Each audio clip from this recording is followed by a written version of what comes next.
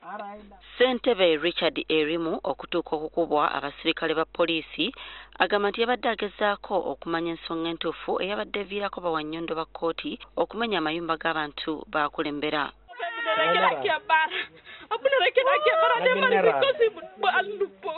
Kino kyaddiridde poliisi okuwerekerako bawannyondo okussa mu nkola ekiragiro kya kkooti eky'okugoba abantu ku ttaka erirudde nga liriko enkaayana wakati w'abatuuze Adatu Peter ne Onyonyo Levi.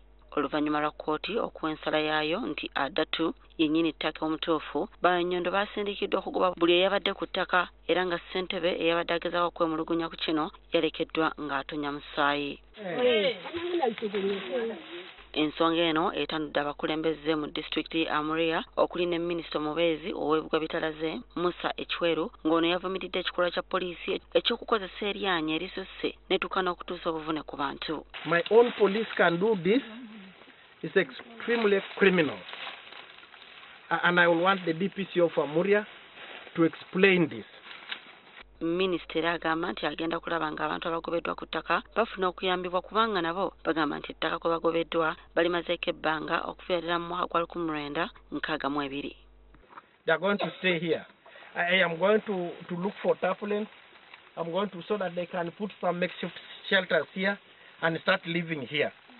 In fact, our request to government is really to protect us.